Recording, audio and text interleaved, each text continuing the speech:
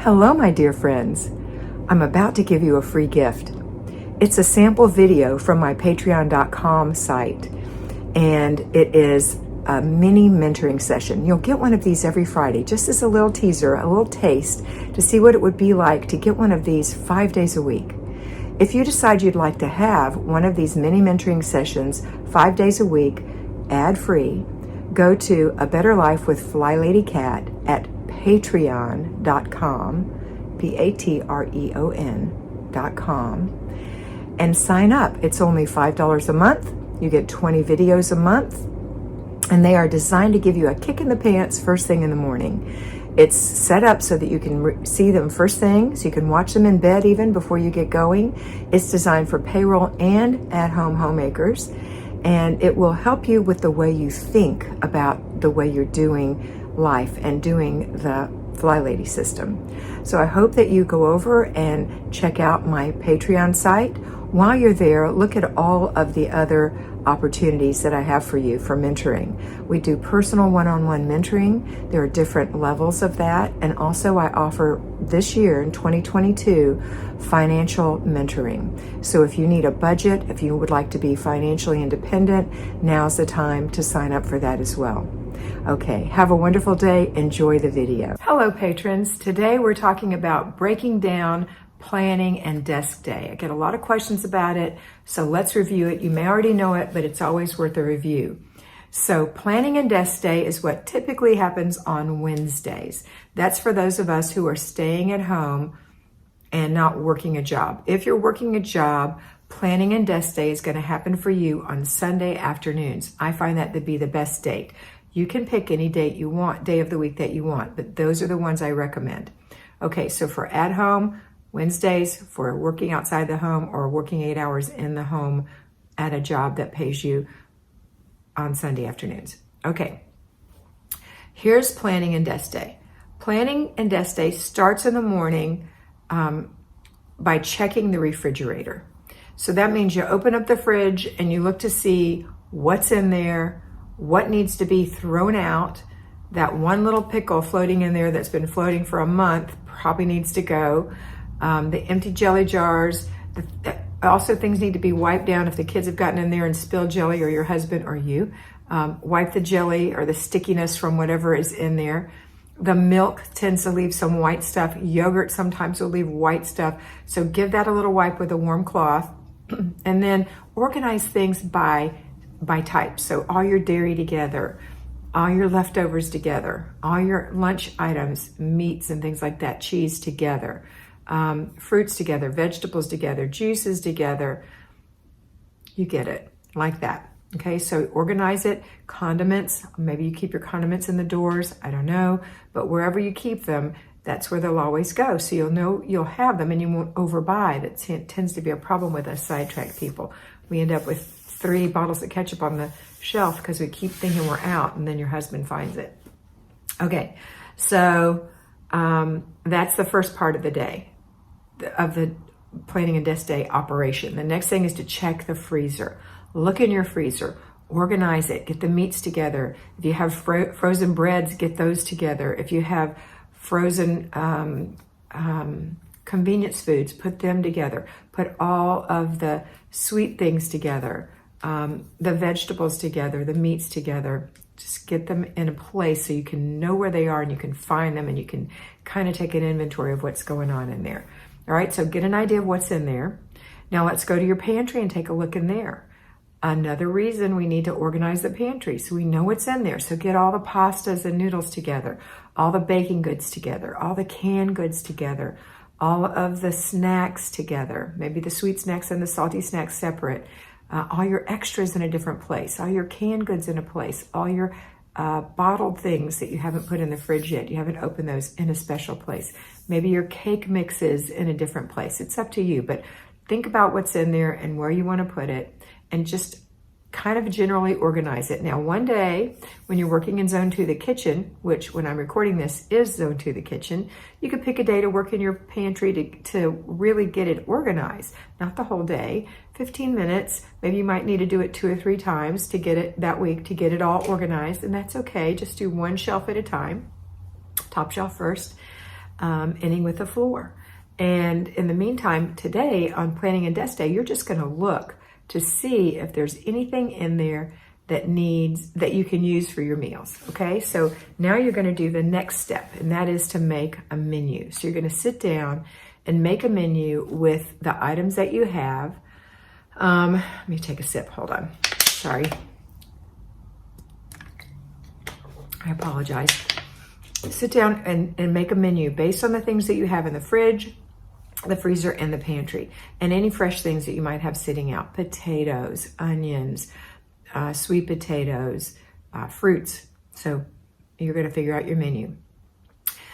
Basically, a menu for supper is going to have a starch, a vegetable, and a protein. It could be all in one thing. It could be all in a casserole, for example. Then you're going to have something for lunch, something for breakfast, and snacks. You're going to plan that all out because everyone's home all the time. Everyone wants to eat, but you need to eat healthy foods that you can control. And that's when the kids go in there and they say, there's nothing to eat. That's because you have to prepare it. And that might be helpful for you to slice up some fruits and vegetables and keep them in the refrigerator for them to grab. Have some pickles, have some individual apple sauces, things like that that they can just grab. I know kids, they want all kind of little snacky things. They want chips in a bag and roll-ups, and maybe you want to give them that once a day. It's up to you, but just make good choices so your kids can make good choices and so that you can make good choices. A lot of people lose weight when they organize their home because they're no longer making poor choices because everything's organized and they can see what they have and they feel better about it and they feel better about themselves. All right, the next thing we're going to do is check our budget. What have you budgeted to use to buy groceries? So when you make your grocery list from that menu, because you're going to make the menu based on what you have, you're going to make the grocery list based on what you're missing to complete your menu. So maybe you need milk and eggs, and maybe you need lunch meat, or you need cheese, or you need bread. I may have already said that, but whatever, mayonnaise, maybe you need Swiss cheese, you need a steak, or you need fish, or whatever it is. Make your menu, make your budget, your grocery list based on your menu and your budget. So if you go over when you make your grocery list, and you can see if you're going over if you put it in one of those programs like Walmart shopping program or a grocery shopping like Instacart. You don't have to buy it from them, but you can put it in there and use that tool that they have. It'll tell you how much approximately you're going to spend. And that way you could say, wow, I'm really over on mine, or I'm really right on target, or I'm really under. So look at your budget and look to see if you need to adjust something in your grocery list and maybe adjust your menu. So maybe it's not the week for steak, or yes, this is the week for steak. Okay, next thing we're going to do is look at our budget again and see how we've been doing on the budget. And then forecasting for the rest of the month and the year. You're going to make sure that you've adjusted it because nothing's in stone. Things move a little bit. So you might have to adjust it, which adjusts, say, the end result that you're going to have at the end of this year. Maybe you're going to have more money than you thought, maybe less. Do you have enough money for your vacation? Here's things that are in a budget. I have a savings account for vacation. I have a savings account for Christmas and birthdays. That's all together. That's 2 savings accounts. I have a savings account for savings for household savings. I have a savings account for taxes. And in the taxes one, I also include when we have to get new license plates and things like that. That's in there. And then we have our spending accounts. And I have a personal spending account and we have a household spending account. Larry has a personal spending account. That's how we handle it. So that household account is for me to pay the bills. Now, Mr. B has household account as well to pay the bills because we pay different bills from each other, and that's fine. That's the way we decided to split it up. So you might not want to do it like that, but that's how we do it. But I think those extra savings accounts are worthwhile. Contact your bank and see if you have a direct deposit into your checking account. Can you open a savings account for little or no money, and is there a minimum requirement? The one that I have, you have to have $25 to open it. There's no minimum requirement. It's based on the fact that I have a direct deposit into my checking account. And I have lots in savings accounts because for me, it's easier to track how much money I'm saving for vacation, how much money I have for taxes, How much money is in the personal savings account for me? How much is in the household savings account for the household? Christmas and birthdays, it's all there. And so that's what I do. And then I know how much needs to be in the checking account because I know what my bills are every month. And I know what my bills that are going to come up every 6 months are, and every quarter, and every quarter, 6 months, and annually. And those things are parked in those savings account, like taxes and license plates and things like that. Okay, so that's your budget. And then you're going to pay your bills. Actually sit down and pay your bills. Every week, look and see, is there something I need to pay?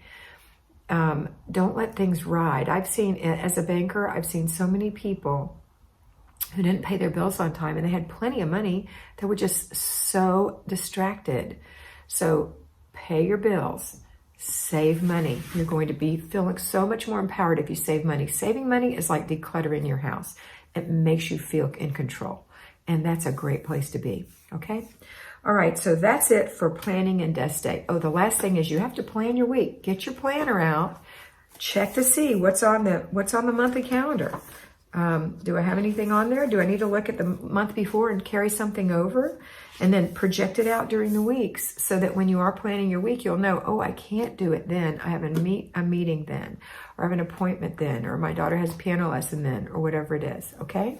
So plan out your week and also plan out your food. Make sure you write down those little menus that you have so you know what to take out of the freezer the night before. You know what time to go into the kitchen and start supper based on what you have, okay? All right, I hope this was helpful. Have a wonderful day, and always remember to be beautiful because you are beautiful.